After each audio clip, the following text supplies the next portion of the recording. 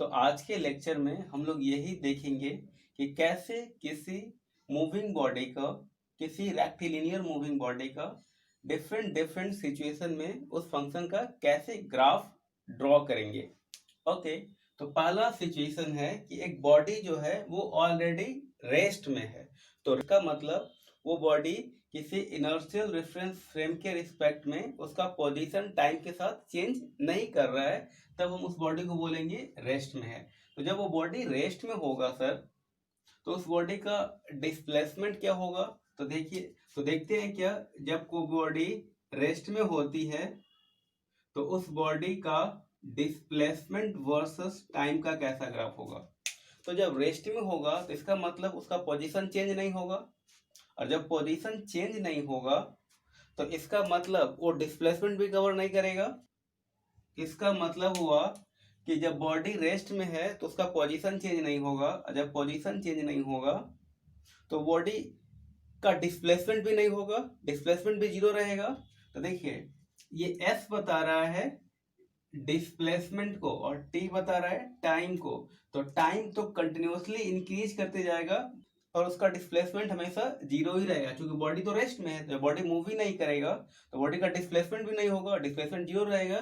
तो time continuously increase करते रहेगा और बॉडी का जो डिस्प्लेसमेंट होगा वो जीरो होगा। तो जो ग्राफ होगा जब कोई बॉडी रेस्ट में होगा तो डिस्प्लेसमेंट वर्सेस टाइम के बीच का जो ग्राफ होगा ये ऐसा होगा, वो टाइम एक्सिस के अलॉन्ग जाएगा। देखिए, टाइम कंटिन्यूअसली इंक्रीज कर रहा है और डिस्प्लेसमेंट बढ़ रहा है क्या, तो ये वर्टिकल लाइन डिस्प्लेसमेंट का है। जब ग्राफ ऊपर जाएगा तो डिस्प्लेसमेंट इंक्रीज करेगा, जब ग्राफ डाउनवर्ड आएगा तो डिस्प्लेसमेंट डिक्रीज करेगा। और ये ग्राफ क्या है, जीरो पर है। टाइम कंटिन्यूअसली इंक्रीज कर रहा है और डिस्प्लेसमेंट क्या है, जीरो पर है। और जब ग्राफ जीरो पर ही रहेगा तो डिस्प्लेसमेंट जीरो होगा। तो बॉडी रेस्ट में है तो डिस्प्लेसमेंट उसका जीरो होगा। इसका मतलब टाइम कंटिन्यूअसली इंक्रीज कर रहा है और बॉडी का डिस्प्लेसमेंट जीरो पर ही है, मतलब बॉडी का डिस्प्लेसमेंट जीरो है। ओके, अब देखते हैं क्या वेलोसिटी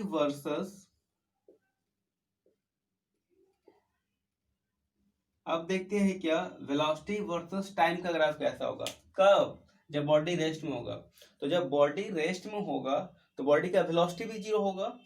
तो इसका मतलब जब बॉडी हमारा रेस्ट में होगा तो वेलोसिटी वर्सेस टाइम का ग्राफ होगा वो जीरो पे ही होगा, ये ऐसा।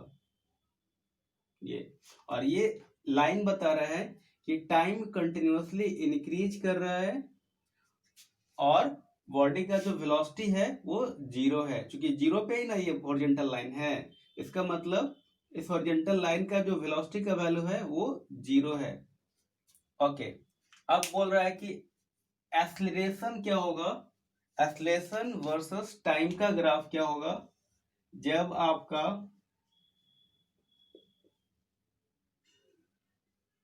आपका बॉडी रेस्ट में होगा। तो जब बॉडी रेस्ट में होगा तो वेलोसिटी जीरो है तो एक्सीलरेशन भी जीरो होगा। तो एक्सीलरेशन वर्सेस टाइम का भी ग्राफ होगा हॉरिजॉन्टल। जब बॉडी रेस्ट में होगा तो एक्सीलरेशन का ग्राफ क्या होगा, तो टाइम एक्सिस पर होगा। जब ग्राफ टाइम एक्सिस पर होगा तो एक्सीलरेशन का वैल्यू क्या होगा, जीरो होगा, क्योंकि एक्सीलरेशन तो जीरो होगा बॉडी रेस्ट में है। तो जब बॉडी रेस्ट में होगा तो एक्सीलरेशन का ग्राफ क्या होगा, टाइम एक्सिस पर होगा। जब टाइम एक्सिस पर होगा तो एक्सीलरेशन का वैल्यू क्या है, जीरो। समझ में आ गया? ओके, अब दूसरा सिचुएशन है क्या, अगर मान लेते हैं आप कि body moves with constant velocity, motion in constant velocity. जब बॉडी कांस्टेंट वेलोसिटी से मूव कर रहा है, इसका क्या मतलब होता है, जब मोशन कांस्टेंट वेलोसिटी से होगा तो इसका मतलब होता है कि बॉडी इक्वल टाइम इंटरवल में इक्वल डिस्प्लेसमेंट कवर करेगा। तो उस केस में डिस्प्लेसमेंट वर्सेस टाइम का जो ग्राफ होगा वो ऐसा होगा, ये ऐसा। ठीक है, तो देखिए इक्वल टाइम इंटरवल में इक्वल डिस्प्लेसमेंट कवर कर रहा है, 0 से 1 सेकेंड, 2 सेकेंड, 1 मीटर, 2 मीटर।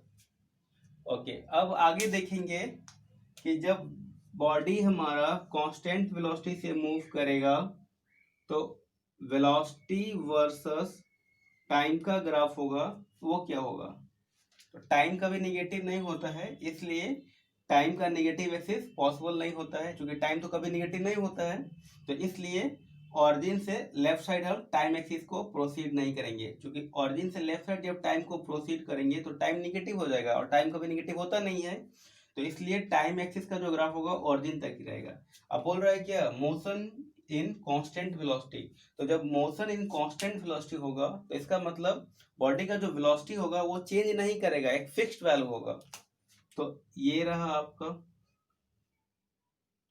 टाइम जैसे जैसे बढ़ रहा है बॉडी का वेलोसिटी यू मेंटेन है, 1 सेकेंड, 2 second, 3 second, 4 second, gradually time increase करते जा रहा है, पर बॉडी का वेलोसिटी मेंटेन है यू, चेंज नहीं कर रहा है। तो ये हमारा ग्राफ हो जाएगा। जब कांस्टेंट वेलोसिटी होगा तो वेलोसिटी वर्सेस टाइम का जो ग्राफ होगा वो एक हॉरिजॉन्टल स्ट्रेट लाइन होगा जो यू के बराबर है, मतलब यू उसका फिक्स्ड वैल्यू है, कांस्टेंट वेलोसिटी है। फिर आगे बोल रहा है क्या? एक्सेलरेशन वर्सेस टाइम का ग्राफ क्या होगा? कब? जब बॉडी कांस्टेंट वेलोसिटी से मूव करेगा। तो जब बॉडी कांस्टेंट वेलोसिटी से मूव करेगा तो एक्सेलरेशन वर्सेस टाइम का ग्राफ क्या होगा? तो हम लोग जानते हैं क्या, एक्सेलरेशन का काम होता है कि एक फिक्स रेट से बॉडी के वेलोसिटी को इंक्रीज करना, और यहाँ पे क्या है? Constant velocity. इसका मतलब बॉडी का जो वेलोसिटी है वो इंक्रीज नहीं कर रहा है। जब बॉडी का वेलोसिटी इंक्रीज नहीं करेगा इसका मतलब एक्सेलरेशन जीरो होगा। तो जो ग्राफ होगा एक्सेलरेशन वर्सेस टाइम का वो टाइम एक्सिस पर होगा। यहाँ पे क्या है? Constant velocity. तो कांस्टेंट वेलोसिटी इसका मतलब वेलोसिटी चेंज नहीं कर रहा है। जब वेलोसिटी चेंज नहीं करेगा तो इसका मतलब एक्सेलरेशन जीरो होगा। तो देखिए एक्सेलरेशन वर्सेस टाइम का जो ग्राफ होगा वो हमारा टाइम एक्सिस पर होगा, और टाइम एक्सिस पर होगा तो टाइम कंटिन्यूअसली इंक्रीज कर रहा है, पर एक्सेलरेशन का वैल्यू क्या है? जीरो है। तो समझ में आ गया? अगर दुनिया में कोई बॉडी रेक्टिलिनियर मोशन परफॉर्म कर रहा है और वो कांस्टेंट वेलोसिटी से परफॉर्म कर रहा है तो डिस्प्लेसमेंट वर्सेस टाइम का ग्राफ ये होगा, वेलोसिटी वर्सेस टाइम का ग्राफ ये होगा, एक्सेलरेशन वर्सेस टाइम का ग्राफ ये होगा। ओके, देखिए अब अगला पॉइंट क्या है? Motion in constant acceleration. और एक्सीलरेशन करने का मतलब होता है कि पर यूनिट टाइम बॉडी का जो वेलोसिटी होता है वो फिक्स्ड रेट से इंक्रीज करता है, तो उसको बोलते हैं एक्सीलरेशन। तो जब मोशन इन कांस्टेंट एक्सीलरेशन होगा तो इसका मतलब हुआ जो कार है, कार की जो वेलोसिटी है वो पर यूनिट टाइम एक फिक्स रेट से इंक्रीज कर रही है। जैसे ध्यान से सुनिएगा, जैसे कोई कार है, एज्यूम करते हैं क्या कि कांस्टेंट वेलोसिटी से मूव कर रहा है 5 मीटर पर सेकंड से, और उस कार में हम 3 मीटर पर सेकंड स्क्वायर का एक्सेलरेशन ऐड कर देते हैं, तो कार की जो वेलोसिटी होगी एवरी सेकंड 3 मीटर पर सेकंड से इंक्रीज करती जाएगी। तो जैसे ही हम एक्सेलरेशन 3 मीटर पर सेकंड को इंक्रीज करते हैं तो कार की जो वेलोसिटी होगी अगले 1 सेकंड के बाद 5 मीटर पर सेकंड से 8 मीटर पर सेकंड हो जाएगी। फिर अगले 1 सेकंड के बाद फिर कार की वेलोसिटी 8 मीटर पर सेकंड से फिर 3 मीटर पर सेकंड बढ़ जाएगी, तो फिर 8 से 11 मीटर हो जाएगी, 11 मीटर पर सेकंड।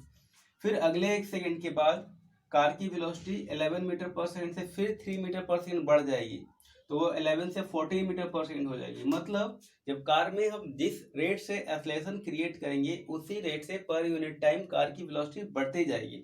तो जब पर यूनिट टाइम कार की वेलोसिटी बढ़ती जाएगी तो कार का डिस्प्लेसमेंट कवर करने का रेट भी डिस्प्लेसमेंट करने का रेट भी बढ़ते ही जाएगा। तो उस केस में डिस्प्लेसमेंट वर्सेस टाइम का जो ग्राफ होता है वो ग्रेजुअली इंक्रीज करेगा, ये ऐसा होता है। ओके, और हम लोग जानते हैं क्या, पीछे के क्लास में पढ़े हैं कि जब किसी कार में एक्सेलरेशन होता है तो डिस्प्लेसमेंट का जो फॉर्मूला क्या होता है? एस बराबर UT plus half eighty square, ये फॉर्मूला यूज करते हैं। जब फॉर्मूला यूज करेंगे तो हमारा डिस्प्लेसमेंट ऐसा मिलेगा। फिर आगे बोल रहा है क्या कि वेलोसिटी वर्सेस टाइम का ग्राफ कैसा होगा? जब हमारा कार कांस्टेंट एक्सेलरेशन से मूव करेगा। तो जब मान लेते हैं क्या कि कार जो आपकी है इनिशियली यू से मूव कर रहा था और उस कार में आप कांस्टेंट एक्सेलरेशन ऐड कर देते हैं, तो कार की जो वेलोसिटी होगी पर यूनिट टाइम इंक्रीज करने लगेगी। तो कार वेलोसिटी वर्सेस टाइम का ग्राफ होगा वो ऐसा होगा। देखिए u बता रहा है कि कार इनिशियली u वेलोसिटी से मूव कर रहा था और हम कार में कांस्टेंट एक्सेलरेशन ऐड कर देते हैं। जब कांस्टेंट एक्सेलरेशन ऐड करेंगे तो पर यूनिट टाइम वेलोसिटी उसी रेट से बढ़ेगा। तो देखिए ग्राफ ऐसा होगा। ठीक है, फिर आगे बोल रहा है क्या कि एक्सेलरेशन वर्सेस टाइम का ग्राफ कैसा होगा। तो देखिए एक्सेलरेशन क्या है, कांस्टेंट है, तो एक्सेलरेशन का मतलब होता है पॉजिटिव एक्सेलरेशन और डी एक्सेलरेशन का मतलब होता है नेगेटिव एक्सेलरेशन। तो जब एक्सेलरेशन कांस्टेंट है तो एक कांस्टेंट कोई वैल्यू होगा, मान लेते हैं ए नॉट एक्सेलरेशन हम क्रिएट किए हैं, तो टाइम के साथ एक्सेलरेशन क्या होगा, टाइम के साथ एक्सेलरेशन वो वैरी नहीं करेगा, वो एक फिक्स्ड वैल्यू होगा। तो टाइम जैसे जैसे इंक्रीज कर रहा है एक्सेलरेशन भी हमारा कांस्टेंट है, क्योंकि क्वेश्चन ही बोल रहा है कांस्टेंट एक्सेलरेशन। तो एक्सेलरेशन क्या होगा, एक फिक्स्ड वैल्यू होगा ए नॉट और उसी पे मेंटेन रहेगा, तभी तो एक्सेलरेशन हमारा कांस्टेंट होगा। तो उस केस में एक्सेलरेशन वर्सेस टाइम का जो ग्राफ होगा ये ऐसा हो जाएगा। चौथा पॉइंट है motion in constant D acceleration.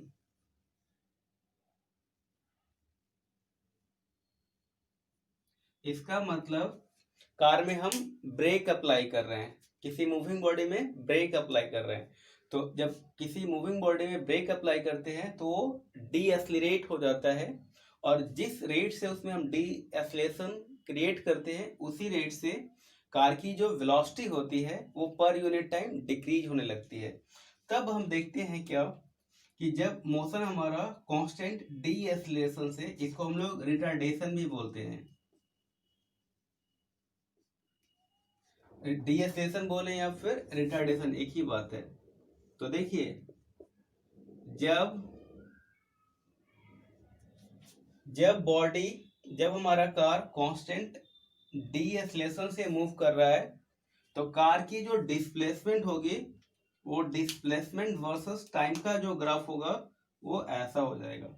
Displacement तो जब ब्रेक अप्लाई करते हैं तो कार तो आगे बढ़ते ही जाता है, तो डिस्प्लेसमेंट तो कवर होते ही जाएगा, लेकिन per unit time displacement cover करने का रेट घट जाएगा, तो ग्राफ हमारा ऐसा हो जाएगा। और इस केस में हम लोग जानते हैं क्या कि जब मूविंग बॉडी में डीएक्सेलरेशन क्रिएट करते हैं तो डिस्प्लेसमेंट का जो इक्वेशन होता है ऐसा होता है ut minus half AT square, और जब एक्सेलरेशन होता है तो यहाँ पे प्लस होता है और जब डीएक्सेलरेशन होता है तो माइनस होता है। फिर बोल रहा है क्या, वेलोसिटी वर्सेस टाइम का ग्राफ कैसा होगा। ठीक है, ओके, तो ध्यान से देखिएगा, अगर कार आपकी u वेलोसिटी से मूव कर रही है और उसमें डीएक्सेलरेशन क्रिएट होगा तो पर यूनिट टाइम कार की वेलोसिटी क्या होगा, घटेगा। तो ये ग्राफ हो जाएगा ऐसा, ये ऐसा। कब, जब कांस्टेंट डीएक्सेलरेशन होगा तब। तो जब कांस्टेंट डीएक्सेलरेशन होगा तो एक फिक्स्ड रेट से पर यूनिट टाइम कार की वेलोसिटी डिक्रीज करेगी, तो ये ग्राफ हो जाएगा ऐसा। फिर बोल रहा है क्या, एक्सेलरेशन वर्सेस टाइम का ग्राफ क्या होगा, तो ये हो जाएगा आपका ऐसा, ये टाइम ये एक्सेलरेशन।